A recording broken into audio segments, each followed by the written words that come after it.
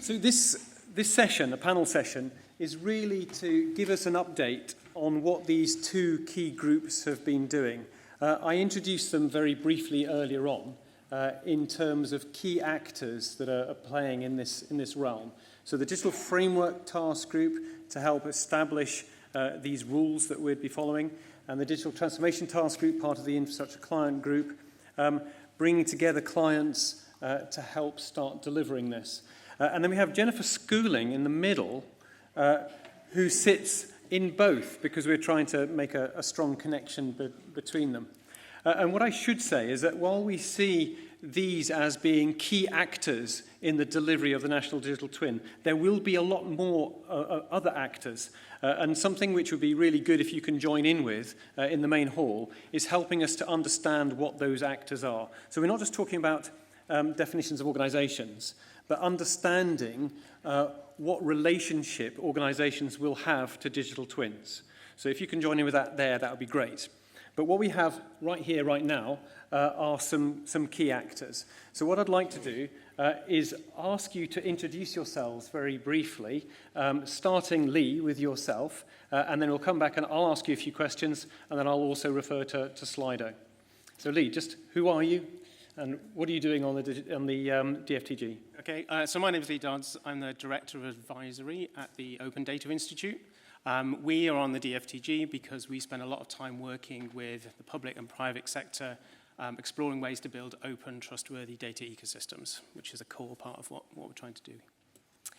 I'm Emily. I am Director of the UK Regulators Network. We bring together 13 UK regulators, including some of the key infrastructure regulators, and I'm on the DFTG to help represent the voices of those regulators and feedback what's happening to those organisations.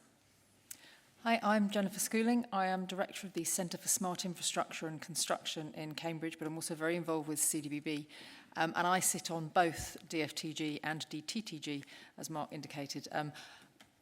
In that role, I'm sort of providing liaison between the two, and I have an oppo. So I mainly sit on DFTG, and I represent that at DTTG, but Peter Vale from Tideway does the reverse, so he's a member of DTTG and sits on DFTG.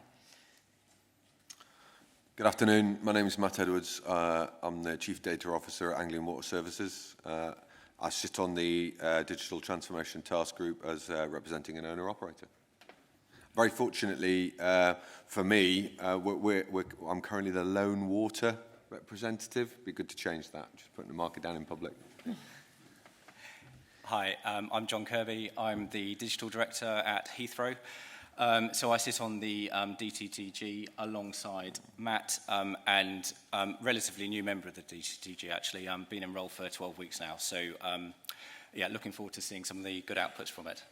Fantastic. So we heard Jamie earlier on present some of the output from the Digital Transformation Task Group, which was great. And he also described it as a homework sharing club. So I'd like to ask you guys on the left, in your own words, how would you describe what the Digital Transformation Task Group does, what it's about, and what does it do for you? Yeah, so I think from my perspective, it's getting, selfishly from Heathrow's point of view, Heathrow's main stakeholders together and us understanding how we're going to go on this digital journey together. So if I take an example that's quite critical to us, which is around the M25, so getting all of the actors that are going to be really important in us undertaking that quite complex bit of work and understanding how we are going to be working together digitally, how we're going to be managing those interfaces, how we're going to be coordinating better, how we're going to be starting to speak the same language, and understanding where we are from a maturity perspective is really, really important. Matt? Yeah, a huge part of what's been the most immediate value has been sharing. And I think it's when you're in a role in an organisation at the moment which is trying to promote digital transformation and you're responsible for driving that, within an asset owner-operator context, it can sometimes be a frustrating and a lonely place, yeah, because of where we are in development. And once a month, you get to be surrounded by a community of people who are equally going through those same challenges, equally feeling those frustrations, and the learning from that is incredibly important. There's a big part of the group which is still developing, but has come a long way, which is about trust. Yeah, and you start to learn more about each other's skills and progress as organisations, and as a result of that, we're sharing more about what we do and how we do it. We're visiting more. We've had some very constructive opportunities to see each other's plans and strategies ahead of others getting hold of them. Yeah, and to have those challenges and those independent, almost coaching sessions. Very, very valuable context. Yeah. So thanks to both of you. So I'd like to ask the same question, but on the other side. So in your own words, both Emily and Lee, how would you describe what the Digital Framework Task Group is all about? I guess it's kind of the similar answer in some ways, in that it's about bringing together all of the different voices that are working in this area, that are involved in this area, identifying the good practice, working out what's working really well and where the gaps are, and trying to pull all of that together into a pathway and a loose structure for pushing it all forward. Yes, so exactly. So if the DTTG are taking a journey, we're helping develop the map and the pathway for that to kind of help define what the vision is, what the common goal we're trying to achieve, and what the steps are in order to get there, and then doing some of the groundwork to help kind of chart their course to really drive home that map metaphor. Thank you. And then I guess an obvious follow-on question. Jennifer, you see both. How would you characterise the connection between them, or just any other perspective you want to give about both? So I think Lee sort of gave a good lead into that really DFTG is looking at the what is it we need to do to have a robust digital underpinning to sort of moving forward with this digital transformation. How do we manage data? How do we do all of those things? You know, what's the technical requirement, if you like? On the other hand, the DTTG is full of people who are really trying to push forward the how we then deliver that. So it's all well and good to know what the technical requirements are, but how we move that forward is the other half of the challenge. So it's not just about knowing what the technology is, but it's how you get an organisation to embrace it. It's, you know, depending on what part of your asset's life you're on, whether you're designing something new like HS2 are, or decommissioning something very old like Sellafield are, or somewhere in between those two, how do you, which bits of that digital journey do you engage with first? So I think there's a really good symbiosis between the two, and having two groups rather than one just enables us to really focus our bandwidth on answering those questions well, so that the people who are thinking about the what can really drill into that technical detail, some of which is at a level that perhaps the people who will then use those tools don't need to have gone into, but they need to know that it's there and it's sure and it's certain. At the same time, we can learn at DFTG from the people who are doing the doing, because they're going to trip over all sorts of interesting heffalump traps as they go along, which we want to make sure that we help them avoid and that we make the transition across smoother. So that sounds fantastic in theory. I wonder what happens in practice. So again, this is going to be a question to kind of both sides of the table. What do you see as being the kind of the biggest issues or blockers in front of you as you're starting to map out this way forward? You've got a kind of great idea of what should be done, how to get it done, but what would you say were the kind of the biggest things you see coming up in the road that might block us? So I think this is a question to everyone, actually. So we might as well just scoot down the table, starting with John. Okay, so I think the biggest challenge at the moment, but also the biggest opportunity is a common language in that we all speak. So being able to talk across sectors and even across industries, using the same terminology, using the same way that we talk about data and the way that we model data is really important. That's the biggest challenge and opportunity that I can see. Thank you. Matt? Okay, well, I'll try and build on that one then, in some kind of logical sense, maybe get it wrong. So if we've got that common language about our information, that feels that would be the starting point. And I think we need to enhance that and expand that out to our own outcomes. There was a really great point that was made earlier, but well, actually been made by a number of people today, but I remember Peter mentioning as well in relation to Formula One, which is about the importance of measures. Yeah, so it's not just about the language of the information, but it's the understanding of ourselves as organisation of what drives our performance. And it's almost the top-down from the bottom-up approach with meeting information in the middle. And I think that comes with all of us, with that time and understanding about trust and sharing that language. But we're not consistently talking about our outcomes and our values and our value areas of benefit. So a lot of what I'm getting from your answers is this thing about the consistency would really help. Consistency of language, consistency of metrics, but having something that means that we can work in a way that doesn't waste our effort reinventing stuff. Is that fair? So Jennifer, your view? So I've got two things. One of them I'd like to pick up on something that Molly demonstrated very well in her presentation earlier, which is about purpose and clarity of purpose. I'm sure everyone's in this room because they're really enthusiastic about the digital opportunities, but shiny new toys are great, but actually they're only really going to cut the mustard if we're clear about why we're doing things. So what I really liked about Molly's presentation was, what's the question we're trying to answer and what's the digital tool we need to do it? And I think that we can look at that as sort of channeling enthusiasm and possibly also tackling cynicism. There's a big hype curve about digital twins, and I think a lot of people start to say, or start to sort of think, oh, crikey, it's all just hype, nothing's ever going to come of this. Well, actually, it is going to come. Things are going to come of it, but we have to be quite clear what we're trying to achieve with each effort we're trying to make. So I think in a way that's a huge opportunity. I think the challenge I see most is time and timing. The people sitting to my right, your left, want to get on with it and want to have all the tools here now, but it's a pretty complicated thing we're trying to do. So the people on this side of the table are busy sort of fretting about how do we do that well and how do we put the building blocks in place that are sufficient at the moment to allow these folks to get on with it, but without locking us into the wrong path and so forth. So we're kind of trying to juggle a lot of different juggling balls with possibly not quite enough hands at the moment, although we're growing arms all the time. So, great. Emily, what do you reckon?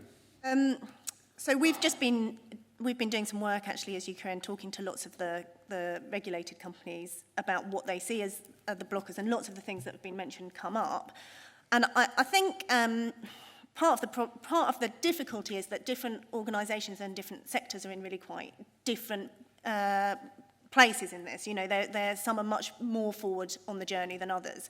So getting everybody in a space where they see the benefit of this and the impact, I think, is going to be really important, and building that business case so that actually some of the other concerns or blockers that come up, which are often concerns about things like the security and resilience and, concerns about actually the quality of the data, how you have an open conversation about cases where that data really might not be of very good quality or might not even be there in some cases.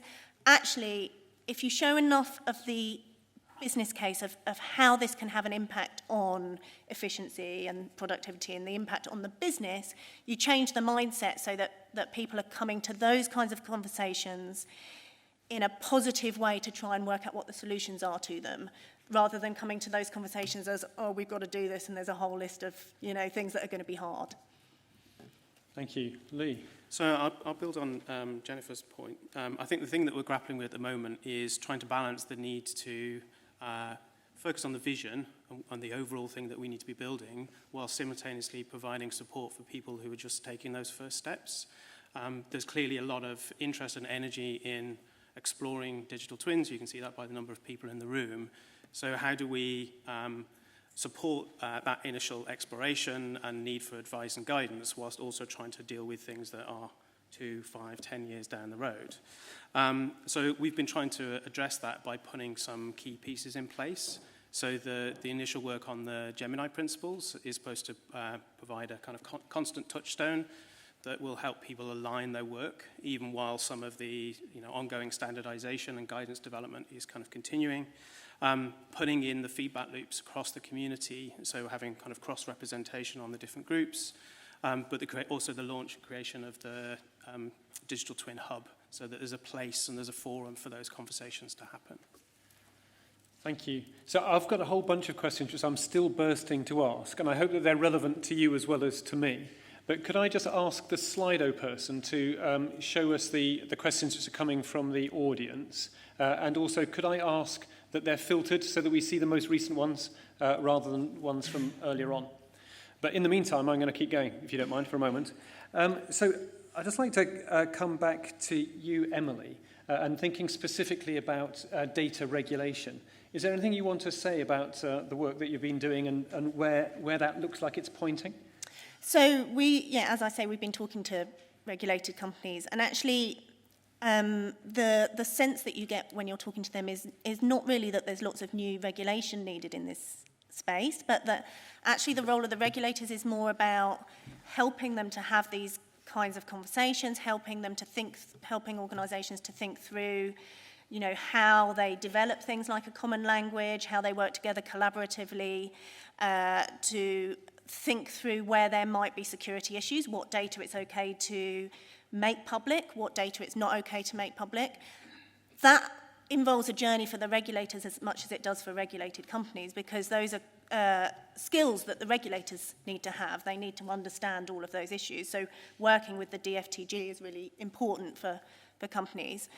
I mean, I think in the regulatory system in general, lots of those regulators have either just done or in the process of putting price controls in place, and those price controls contain incentives for companies to outperform them. So where those companies can increase their efficiency, actually there are financial rewards. So I think that's also where things like the digital twin pilots come in and the business case, because actually helping companies understand how this agenda can help them do that also plays into that regulatory framework, because if they can use that data to become more efficient, then there's benefits in the regulatory system there too. That's fantastic, thank you. And Lee, just coming back to you quickly on the specific input of the ODI, is there something you'd like to add around the data sharing, openness, data trusts, and where that fits in? Yes, yeah. So as I can see on the board, there's some interest in kind of how open data fits into the kind of framework we're talking about. But clearly not all data can be open. Some of it needs to be shared under more restricted regimes because it is commercially sensitive or there's national security implications. So one of the key things that we'll collectively need to do is work out where data should sit on what we call the data spectrum. How open can it be? And a core principle in the Gemini Principles is that we should try to be as open as possible. So we should challenge ourselves to think about where data, how to maximize the value from sharing data and finding the right models to do that. So there's lots of existing access regimes where organizations are sharing data on a one-to-one basis, but there's also some interesting emerging models around how to collaboratively share and maintain data across sectors. So it's things like data trusts, where the data is stewarded by an independent organization that will manage the data so that it maximizes the value for the organizations contributing to or benefiting from it. There's also models like data clubs, which is a slightly more closed regime. So we've been doing work recently just to explore these range of different models and understand where they can be useful in delivery of the National Digital Twin. Thank you. And so just picking up one of the questions which has got a lot of likes against it is around security, because Lee picks up on the really key point about openness. The Gemini Principles say that it should be as open as possible, but also we say that the National Digital Twin should be secure and it should enable security. So those two things sound like they might be in conflict, and part of what we have to do is have the conversation as to where we as a society want to place that balance. Jennifer, in the absence of Alex, would you like to say something to the approach to security? Is that fair to ask you? Yes. Don't shoot me if I get it wrong. Security is obviously crucial in all of this, including national security, which is why Alex Luck, who unfortunately couldn't be here today, is so involved in what we're doing. It is, as Lee was saying, we want to challenge ourselves to be as open as possible. but that as possible bit is critical. What we don't want to be doing, for example, is inadvertently putting locations of critical national assets all over the internet for people who might have scurrilous purposes to read, ingest and do what they wish with, for whatever purposes they might have, because that very quickly causes a lot of problems for us all in civil society. So there is a balance to be held there. We need to balance commercial interests against the need for innovation and participation, because we need to be able to make sure that companies can still, pay the paychecks, but without making things so sort of boxed around that we inhibit innovation. So there's a real balance to be struck, but we're extremely aware that that is a balance, and that we've got to be careful about not going one way or the other.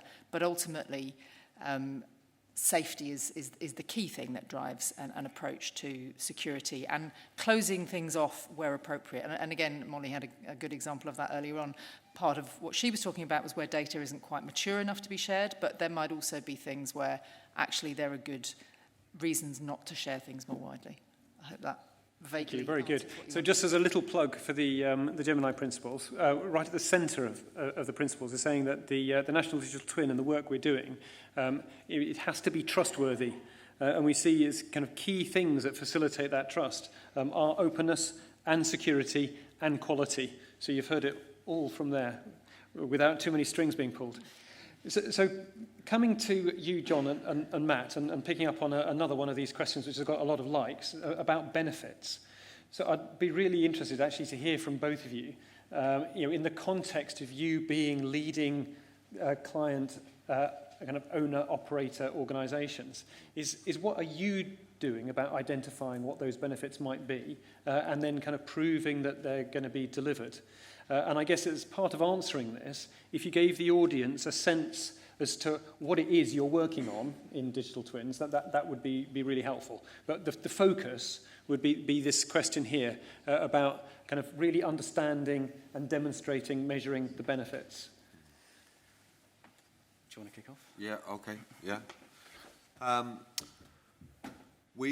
Our early adopter is a really significant undertaking for ourselves in the east of England. It's, in its broadest terms, it's a very long pipeline and collection of facilities, assets, storage points, pumping stations that will help us to increase the resilience across our water network.